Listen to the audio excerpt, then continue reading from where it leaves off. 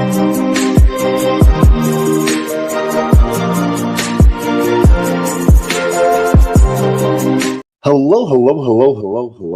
and welcome to another episode of TacoBytes, your daily bite of Degen, episode 819, coming to you live from somewhere, nowhere, Dallas, Texas. It is a beautiful Monday night, and I have the one and only David Johnson with me today. We're going to be talking about NeurIPS, and man, David, hi. Good to see you, brother. Yeah, NeurIPS was really awesome this year. It was up in Vancouver, and there were like, I don't know, 10,000 or more PhDs, AI experts, like all converge. They've got this setup where there's not only like the normal talks and expos, but everybody has brought a poster. And it's like a summary of their thesis, their model, their algorithm, all the things they want to talk about.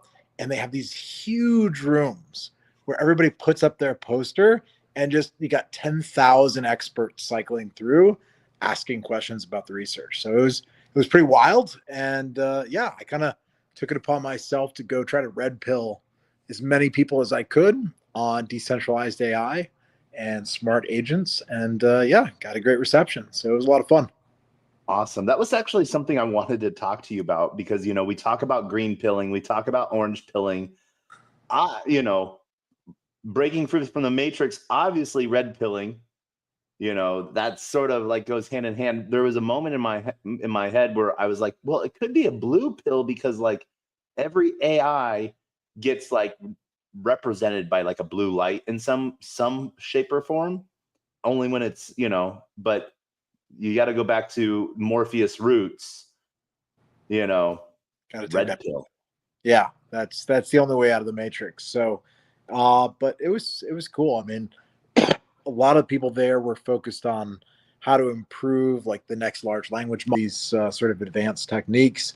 But I found like a good set of people that sort of saw agents are like this next big wave. And that's kind of like what everybody was talking about.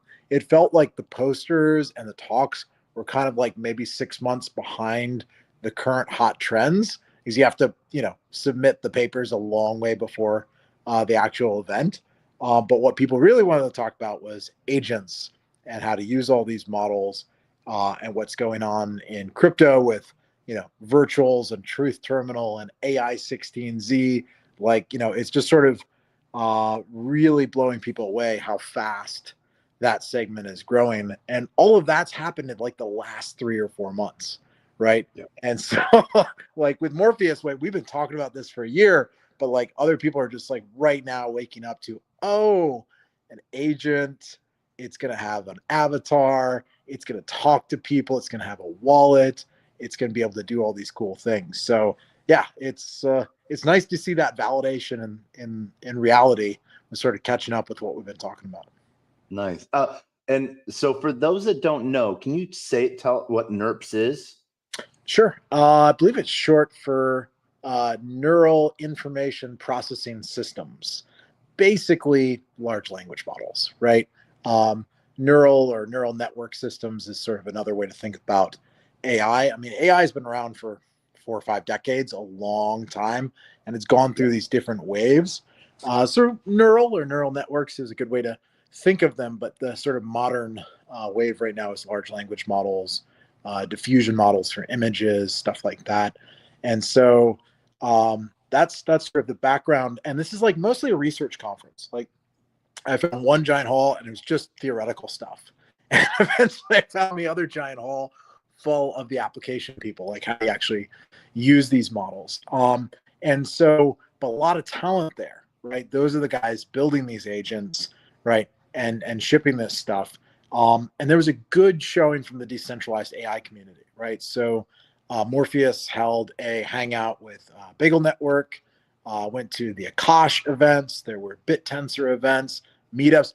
There's one guy who drove 6 hours from Northern Canada to come and meet other people in the Morpheus community.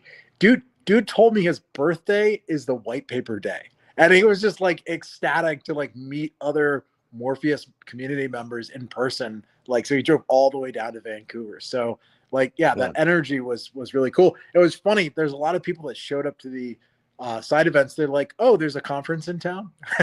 It's like they came out because they wanted to, talk about decentralized AI. So, it was really cool. It felt like the first year that decentralized AI, that smart agents, like that crypto really showed up at the event and made a big impact. Noose was there. They had a cool event. Like, so there's all this crossover. I got to red pill a bunch of people on Venice. So there's nothing like just showing somebody how it works, right? So you pop out the phone, you show them Venice.ai, and they're like, oh, wow, all the open source models, it's uncensored, it's private. Like, cool, I'm just going to use this now. Right. I love, so the last time I did like a live demo piece for Venice was in during Tokenized Las Vegas. And I literally waited for I did the horrible, I paused and waited. I didn't just roll along to wait for people to pull out their phone, made them ask me a question. And then I had them go into settings and delete everything to show them how easy it was to like delete their own information and stuff like that. And I was like, you just took the very first step of like deleting your own information, I wish I went. I was at a different conference. It's all good. It's cool that the community's got large enough where like there were awesome speakers down at the Puerto Rico Blockchain Week, right? I saw that, Luke and Ryan and Brian Bougerie, and all those guys were down representing the community in Puerto Rico as it was going on the same time as NeurIPS, and people were shipping code and people were building smart contracts. Like, a year ago, the community, like everybody would show up at one event and that was everybody. And now like people are sort of spreading out and breaking into all these different verticals, which is, I think, really cool. So, but I'm glad you were representing down there. Definitely. I got to do a very good demonstration of staking, unstaking, and then staking, and how easy that is, but then also claiming and got to show off Morelord as well. Nice. I forget the gentleman's name who built that. Ryan Condra, guy from Lumerin. Yeah, Lumerin. Yeah. He's only 7 foot tall. It's hard to 7 foot tall. Yeah. No, but Ryan's really, he keeps pushing out new stuff on that alone, while at the same time pushing out everything on Lumerin.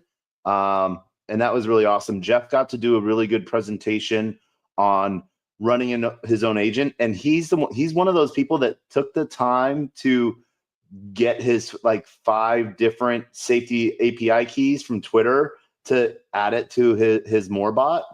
And like showed how cool it was to post from his Moorbot and stuff like that. Brian held an amazing event. Like for me, it was very down to earth / like remember the old days in a back room that where like we're completely like me, Luke, and this other gentleman, Steve, found each other. We're like, you here for the tech? We're yeah. We're walking around. We're finally like calling him like, hey, like, and he's like, well, down this hallway, then that hallway, and so it was sort of fun.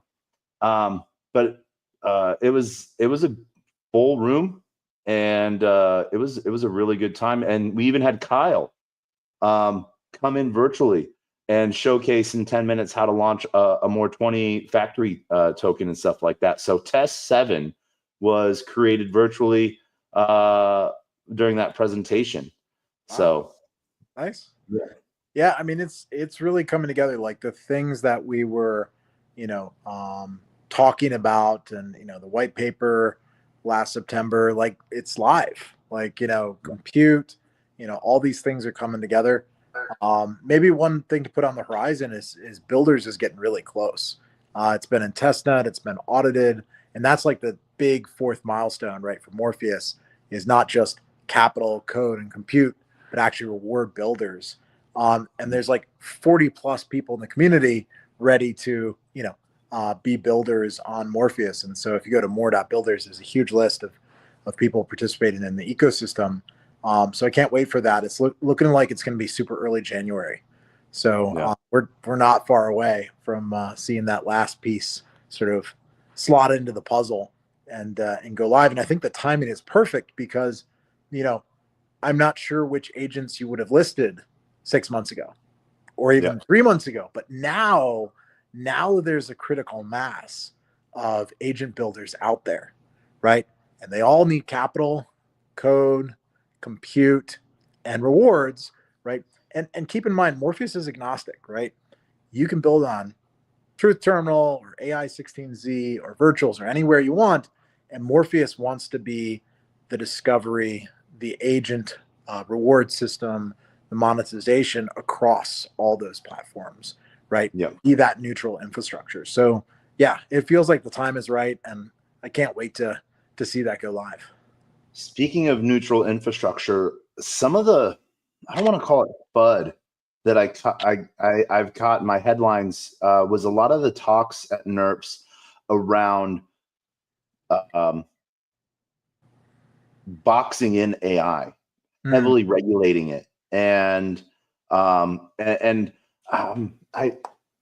like restricting its access to compute models, to compute and stuff like that. How did you see that? Or the talks go for that? Well, the funny thing is that might have been the headlines. Mm-hmm. I heard not a single person talk about safety or alignment or any of those things, right? So apparently the media is still picking up the headlines. Maybe that's what sells is scary AI.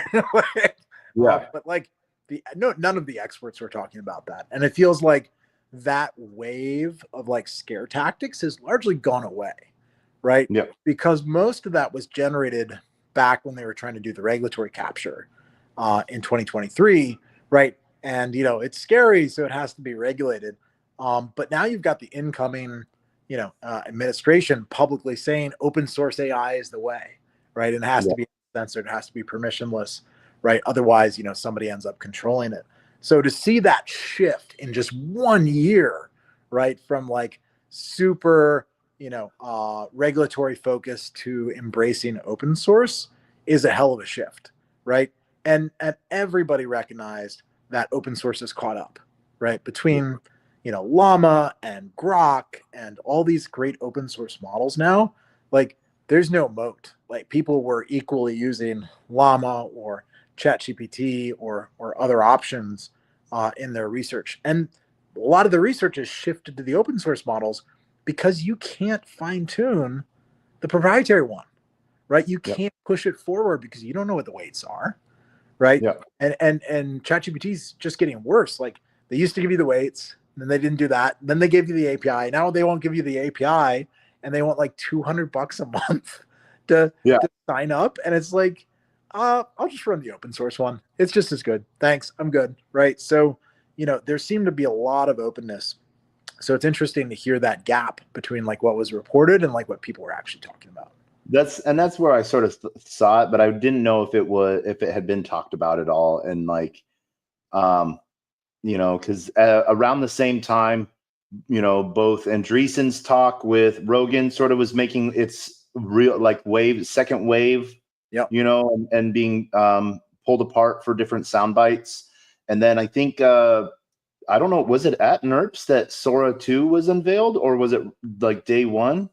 It must have been pretty much the same time. I don't know if they did it at NeurIPS or their own event, but they rolled it out, and it looks amazing. But the truth is, there's a bunch of open source video models that are doing something very similar, right? And so, I think gone are the days where people think that ChatGPT has like this unassailable position versus like just they're one of the options, right? Yeah, and there's other good the disruptors forgot that they were disrupting things and think that they own, that they're royalty. Did they pave a way? Yes. Will not silence that, because they got it in everyone's face, made it talked about. But at the same time, then they tried to put this box on it that only we can control. Oh, and by the way, everything you tell it, we know, and we own it now. So it's one of the fun things I got to do was talk to a lot of different projects that are using ChatGPT wrapper, API wrapper and stuff like that, and point them in the direction of Venice and how to get access to the Venice API and stuff like that. And so it's a really big change for people to, like, they think that they're downgrading when they're really not. And there's some really cool stuff coming on the horizon with Morpheus and Venice for, like, with having a T execution environment, and the FHE side. So fully homomorphic encryption, trusted execution environment from what I say to my answer. If fully encrypted, people will see that data was transmitted, but they don't know who to, what for, where back to, or what it was. And even on the servers that execute this inference. And so it makes me, I brought this up, and it's a really interesting, I would like to hear your take. We're at a blockchain conference talking about the power of transparency, yet then at the same angle, we're talking about privacy. Sure. Where's that line? I think that's perfectly expected. I want privacy for the individual, and I want transparency for the public blockchain, right? Yep. And that's the way it should be, right? Like, in theory, the government was supposed to be transparent, and the people had the right to their own papers and letters and privacy, enshrined in the Fourth Amendment, right? And so it's been warped, right? Now the government, classifies everything, and everything's got to be secret, but they expect to know every transaction, everything you've ever done, all your text messages, the sort of the surveillance state, right? And so, but I think we're just returning to the mean, which is, like, historically people expected privacy, right? And privacy is an important human right, and because of encryption, we're getting that back, right? And so I think that's the shift that's going on. And some people will prioritize that, some won't. It's unfortunately one of those things that doesn't really matter until it really matters. Like, oh well, it was no big deal. And then I flew into that country where they didn't like what I said over there, and then I got arrested or whatever, right? And so, they didn't like the question I asked. Yeah, and so and like you said, they're storing that information forever, right? Yep. So you don't have to even trust ChatGPT today. You have to trust ChatGPT 10 years from now, and the subpoena they get, or the country that they're forced to hand the information over to. Like, there's an infinite number of edge cases there, right? So there's a lot of reasons to use the open source, but I don't think that's why we win. I think we win because it's cheaper, it's faster, it's better, right? Yep. 95% of all servers don't run on Linux because of the ethics. They run on Linux because who the hell wants to pay for a Microsoft license every time they spin up a new computer? Like, developers don't have the money for that, right? They're just trying to build something, right? And so that's the ace that we have up the sleeve of decentralized AI. Is it's just better, right? It's just faster because it's permissionless. You can do all the use cases you can't do in the centralized context, right? Whether that's sending money, right? I don't need my chat GPT to tell me how to do something. I want it to do it for me, right? That's the promise of having a smart agent. I want to multiply my ability to work 10x, 100x, 1,000x, right? I just want to set up these tasks and have an agent do it for me, and it be my personal agent, right? That's aligned to my outcomes, right? That's really exciting. That's like a superpower. So I wrote this article recently, who owns your brain, right? And I made the argument that if you don't have a smart agent, it's not you, right? Somebody else is, and they're already starting to shove advertisements now into ChatGPT and Bing's AI.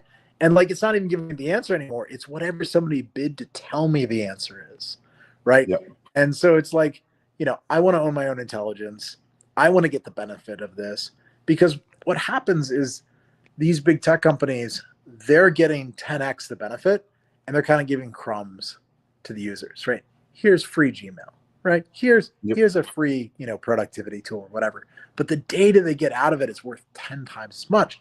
And so with agents, either they're going to get the benefit or you're going to get the benefit, right? And so I think people will naturally flow towards where they get the benefit. And if you think about it as an extension of your mind, the same way your phone is, right? You would never rent a smartphone from a company, right? You'd have to, you know, it's your memories, it's your social contacts, it's your work, it's your food, it's everything, right? Imagine you'd have to lose all that every time you changed carriers. Like, it wouldn't make any sense, right? So ubiquitously around the world, people own their own phone so they can own their memories and all of that extension of their mind. And I think it's going to be the same thing with smart agents. Yeah, we're seeing, and like the simple, the access piece too of the, what happened if they just turn it off, you know? Yeah.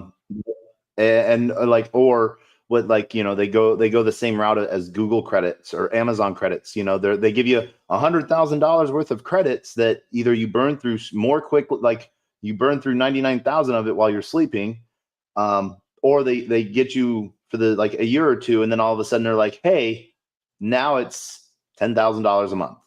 Sure. Well, I mean, that's what just happened in China, right? They banned ChatGPT. So sorry if you were using it there, not available in your country, right? Yep. It doesn't have to just be, censorship via regime.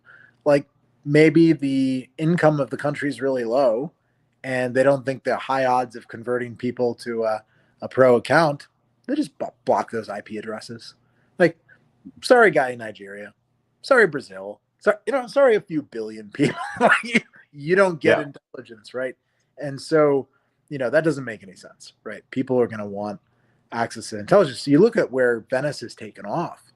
It's in South America, right? Yep. It's the guy that doesn't want to pay $300 a year, or whatever it's gotten up to, 500 or $1,000 a year to ChatGPT, but he has a smartphone. He wants to use intelligence, right? And so they added Spanish, and they've seen huge viral uptake. I think the last time I talked to Tina, one of the co-founders there, they were north of 300,000 users, 100,000 daily actives. Like, how sticky is that? That's how often people are coming back to use the app. Like, it's clearly hit a chord, right?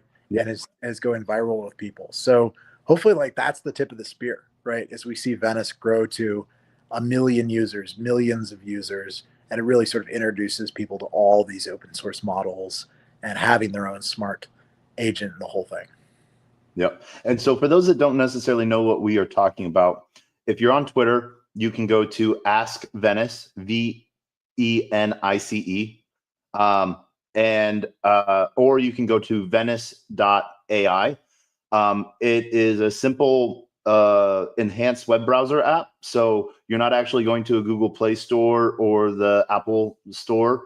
And the reason why is because all the data is stored in a browser, easily deletable. Even if you delete your history or your cache, you will delete your data. But you can use it anonymously, or you can make an account that saves your information in your browser for longer by signing in with either a wallet or simple social auths as well. One of the benefits, if you use a wallet and you actually have one more token in your wallet, I think more is it, like $21? Yeah, something like that. And actually, they just added support for Base. So whether you hold a more token on Arbitrum or Base, it'll detect it in your wallet when you connect it. And you get the pro account for free. And so right now it's I think it's $49 per year rather than the $30 per month of ChatGPT. And I did see a tweet that they are raising prices at the start of the year. But if you still hold one more token, you get pro for free. Yep. So some of the latest models are there, which are really awesome. It's been a really fun time seeing Venice grow. I remember the call with Eric Voorhees when we were all live, and he's like, it went live, and my first thing to him was like, your wallet connect is broken. and he was like, no, it's not. it'll be fixed. Yeah, So no, they've iterated so fast. Every time I log into the app, I say log into the app, like you're saying, you just open it on your phone. But it looks like an app on my phone. I know it's a progressive web app, but every time I open it, it's like, oh, reload for new version, reload for new version, reload for new version. Like almost every day, yeah, they're doing something new, right? So it started with text and image and coding models.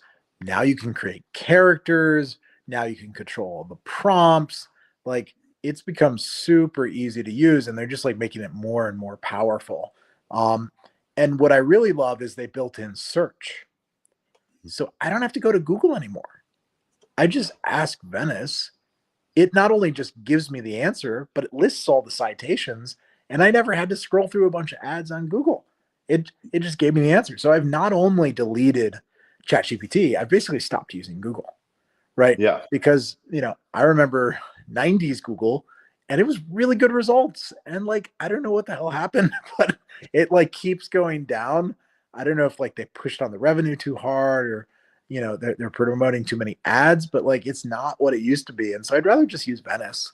Like I can go one place, get my answer, and if I need to continue to a website, I just click on a link. So ever since I saw they upgraded it, Llama 3.3, yep. I 70 was like, billion, they just opened it. Yeah, great with web model, search. and that one's got the search built in now, right? Yep. And that's the other thing, is every time there's a new open source model, it just instantly gets better. Like the same day they'll roll out those models like incredibly quickly. And so it's like a gift, as a birthday present that just keeps on giving, right? Like every few weeks. And that's, I think, what's going to happen here is just open source is going to be undeniably better, faster, more useful. And so unless you're stuck in some corporate for some reason that you need to use the proprietary stuff, or they want to keep all that information, I think most people are just going to use the open source. Yeah, it goes back to the days of Ask Jeeves. The original days of Ask Jeeves before it was all um, ad spend, be turned into an ad spend thing. And so, but no, one of the other ones that they added is they added a pony realism as well, stable diffusion, obviously, but yeah, some of the new models within the image generation as well. I'm excited to try out Quen and see how that goes. What's really cool is a couple weeks ago, I got to speak on to Bitcoin Startup Labs about AI, Morpheus, Accelerator, Manifest, and like the power of decentralized AI. Yep. And there's a code builder. There's a project there that's building a Bitcoin code generator. So for projects writing in on like the layer 2s and stuff like that. So Yep. that's going to be some cool stuff. I love seeing the innovation of using decentralized AI. So it was sort of fun all the way around. Even got to hear Tim Draper talking about AI. Was sitting, 2 feet away from New York Mayor Adams. Brock brought him down, and so how he was sort of like making fun of people that was making fun of him for getting paid in Bitcoin all this time. And then sort of where he sort of saw some of the movement of it all. And so it was sort of interesting.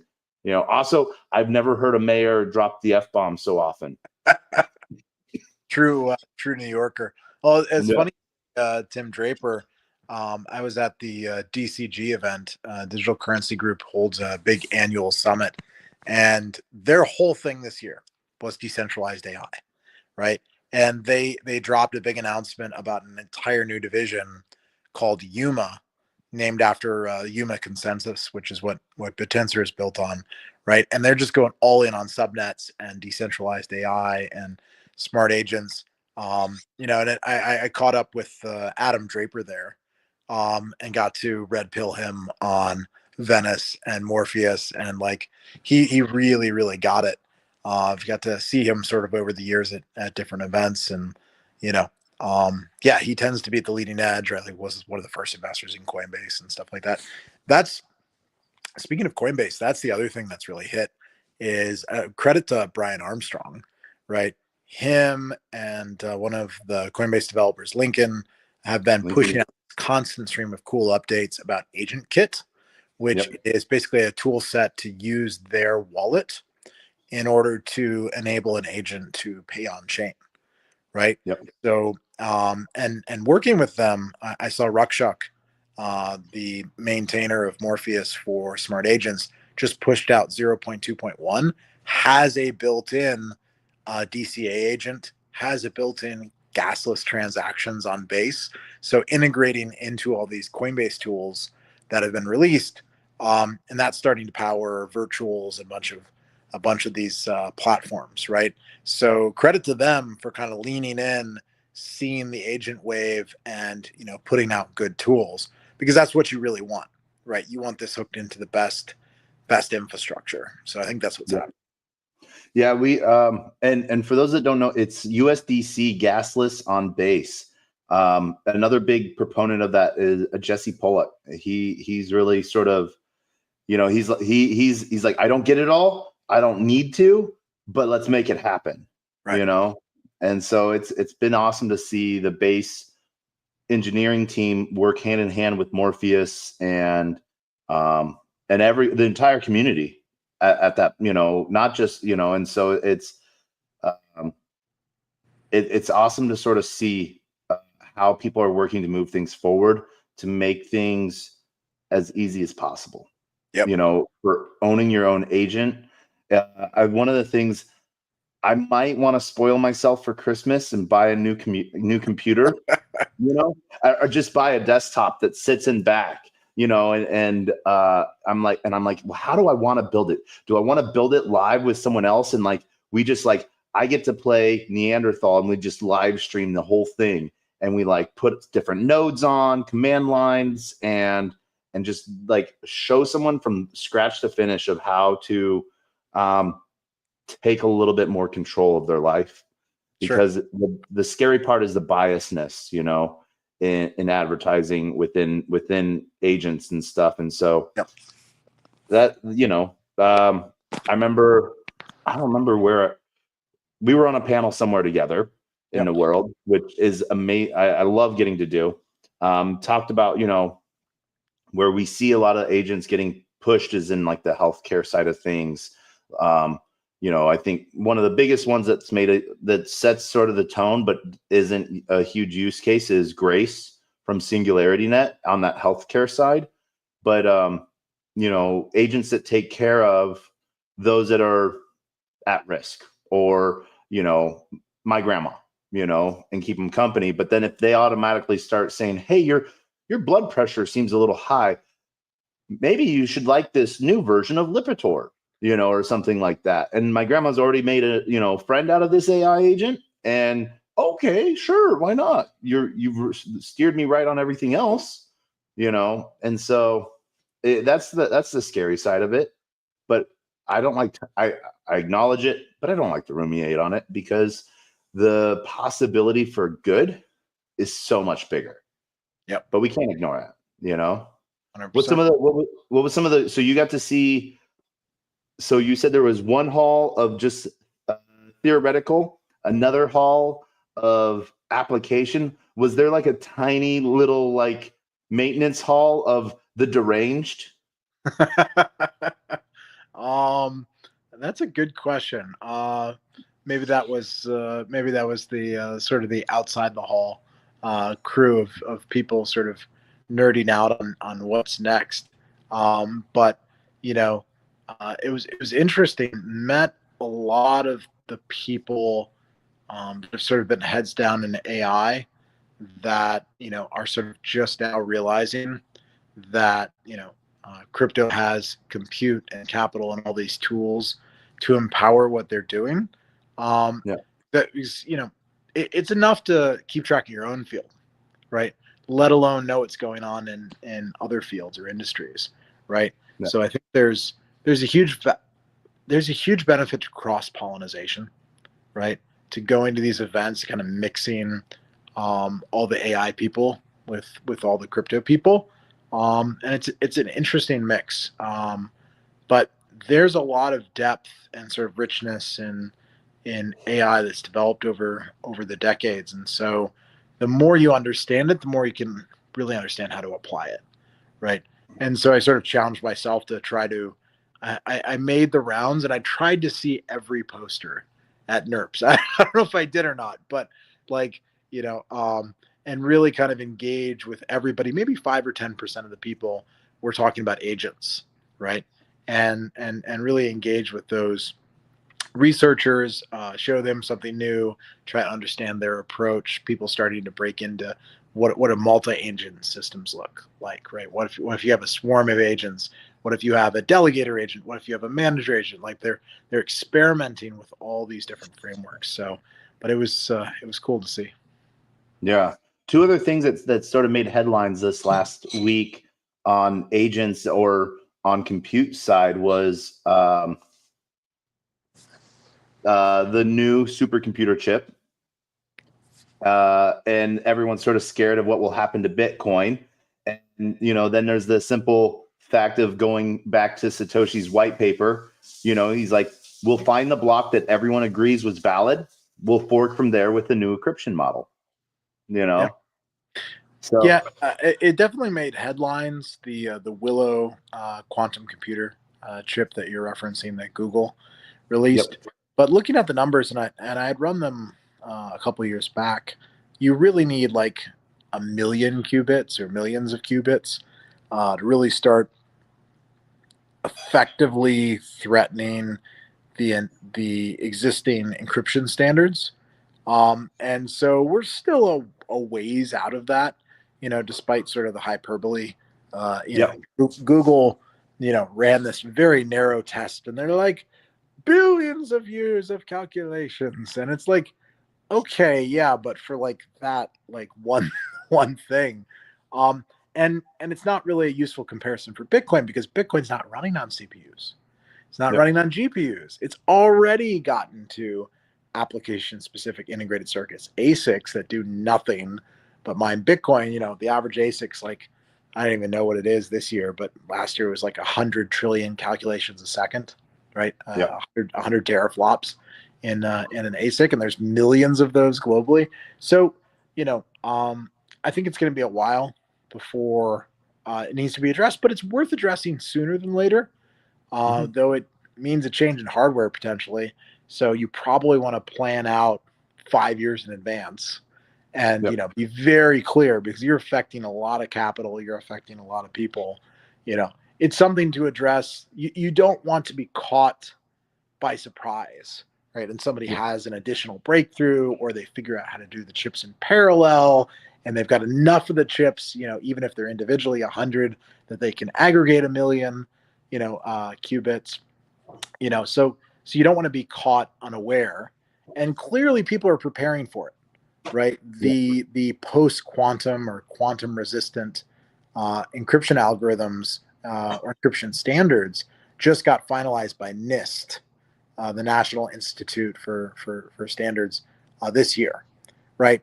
And the government Signal integrated it a couple of years ago. So clearly the serious parties are all planning for this, but they're planning long ways in advance, right?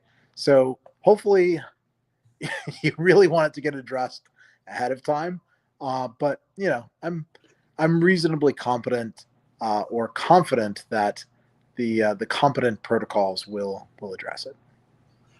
I think I have to thank you for something, by the way. Really? Saturday morning, my life got a lot happier. Okay. I don't remember it. It must have been 3 or 4 months ago. I was like, David, what strings do you have? Folders on Signal. That and Saturday I woke up to folders on Signal. I can't say I pulled any strings, but they must have heard you somewhere, and they're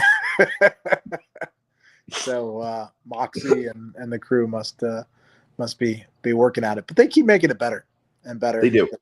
Yeah, groups and videos gotten pretty good, and one by one, it's like the little open source project they could, right? And Yeah. so I love Signal. The other thing I'm constantly red pilling people on, because I don't think people appreciate how good the deep fakes are going to get next year. You're not, even now, but you're not going to be able to trust your buddy's voice, his video. It looked like my friend. It sounded like my friend. It had context of my friend. It wasn't your friend, right? And they're not tricking 75-year-olds anymore. They're tricking 25-year-olds, right? The deepfakes get almost perfectly realistic, right? And this is the worst they're ever going to be, right? They're just going to get better from here. And so there are few things you could do more important than onboard your family and friends to Signal, right? Yeah. And go through that, just check the authentication, check the hash. Okay, Yep. now we have a mathematical proof. It's not a perfect proof of human, but it's basically a proof of device. And Proof that's of pretty device. good, right? The AI is not going to get your device, right? Yep. And so, I think that's valuable, and people sort of wake up, because the other platforms are getting so noisy. Like every post, every impersonator, like it's nonstop on Telegram and Messenger and WhatsApp and stuff like that. And so, I think that people are really going to have to deal with it this year. I actually got reached out to by an impersonator the other day, a CoinDesk impersonator. I'm not going to name the person because I know them. I know them directly, and so I was like, "Hey, do you have an alt Telegram account asking me for an interview?" And he's like, "Nope." And I was like, "Are you okay if I have fun with this?" So we're gonna have some fun with that. But no, actually, speaking of that, I saw that somebody created an agent that impersonates an elderly person, and you can route it into a spam call, and its goal is just to keep them on the line as long as possible. I saw that. The and British I was like, lady. oh man, that is beautiful. That's truly beautiful. If we could make scamming unprofitable and use AI for good, hallelujah. That would be if every scammer's first question, or multiple times, am I talking to a real person or am I talking to an AI agent? And the fact that they added video to it, so that if they oh, we need you on a Zoom call. Okay, I think I could do that too, dearie. Yeah. That was amazing. There's a YouTuber, a white hat hacker that does a lot of scam stuff that I've loved for the last couple of years and stuff like that. And so he does voice just voice changing and stuff like that to get to run them on for hours on end and stuff. But when I saw that video, I was like, oh my God, this is amazing. Yeah, this is going to be so fun. Because an agent scales. It will never get impatient. It will never run out of time. The YouTubers are entertaining, but you need 1 million of those to fight the scammers. So yeah, hopefully that's the direction it's going in. Yeah. And we're probably, you and me, we're probably going to have to get a rolling algorithm for proof of us, Yep. So Signal. Yeah. I'm telling you. Yeah. We'll figure that one out. But no, it was fun. Everyone that I onboarded into Signal, and I'm like, oh, and okay, now click on my image. Okay, click view safety number. We don't even have to. We can be nerds, but my eyesight's really bad, and compare these numbers. Or you can press the QR code, and I can scan yours and verify, and you can do the same as me. And then it's like, it does nothing but lets me know if you get a new phone. Same, Yep. And so, yeah, it's a big, the proof of authenticity is one of those biggest things that's sort of coming out. Sure. Did NeurIPS have badges or wristbands? Sure. Badges. Yeah. Badges. It sounds like a conference I need to go to. I know you've got to collect one of those, and put it into the great collection. I don't know if they've announced the location for next year, but I think it's definitely going to be on my schedule going forward.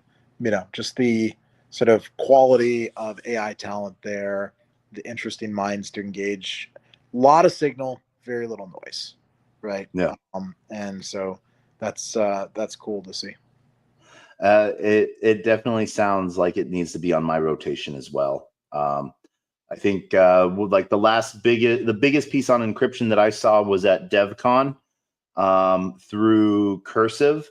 They had the RSA Dolphin shirt, encryption shirt with "This shirt is a weapon."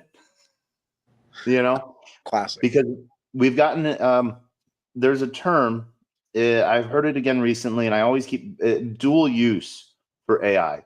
Yep. I forget the name of the term, but where it can be used as common enterprise and as a weapon. Yep. Dual use. Yeah. That's the term. What is it? You got it. Dual use. Yeah. Oh, dual use. Okay.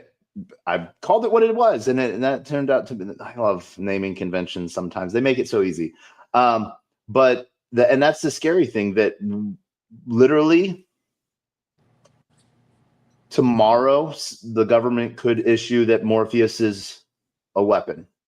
And what's really great is a lot of people will be like, all right, cool, I'm no longer the face of this, I'm stepping away, but it will still move forward. Sure. Well, it's, plenty of governments have said they don't like Bitcoin, and Bitcoin doesn't know or care. The math just keeps working, right? So, I think we're, Morpheus is getting to a similar point where, like, the open source is all out there, and that's how it should be, is sort of, permissionless and decentralized. It runs as a series of smart contracts, right? There's no Morpheus company, there's no Morpheus Foundation, right? It really is truly decentralized. And so, I think that's really important, because then you can have a global network, right, that anybody can access. Yeah, no, and it's interesting, and so it makes it for fun times. We are in amazing times. I'm a little worried what I just saw a recent Wells notice that was issued by the SEC. I'm a little worried about what the current government's going to do over the holidays. But we're going to be here no matter what, because that's what we do. Yep, we'll keep building. So Yeah. it's looking pretty positive. So I'm pretty optimistic about these next few years. Like, the amount of progress we've made in the last year is just incredible. Yeah. David, I want to be cognizant of your time. It looks like you have some sort of holiday going on around you. Yeah, it's the old-fashioned Christmas one. Exactly. Yeah. So, And yeah, I love being in the same state as you. yeah. So, but as always, we end TacoBytes with the same two things: our words of wisdom and the greatest worst knock knock joke on the face of the planet. Before we get into any of that, is there anything else you want to cover from Morpheus, or anything else? No, man, it's great to see you. Good to catch up. It's good to see you too, man. So final thoughts and words of wisdom, David. Keep building. Keep building. I love it. As always, my words of wisdom are the same. A closed mouth cannot be fed, and you cannot feed a closed mouth. Meaning, if no one knows you're looking for opportunity can never come a knocking. If opportunity does come knocking and no one answers, it's going to keep on walking. With that, I want to thank everyone for joining us for TacoBytes, your daily bite of Degen, episode 819. Coming to you live on LinkedIn, Player One Taco, YouTube, 0xDegen's YouTube, Twitch, Twitter, Telegram, Rumble, Kick, and on-chain via Unlonely, and on-chain via Solana, via Sol Media Tech, and IPF Filecoin. I want to thank everyone for joining us. And as always, knock, knock.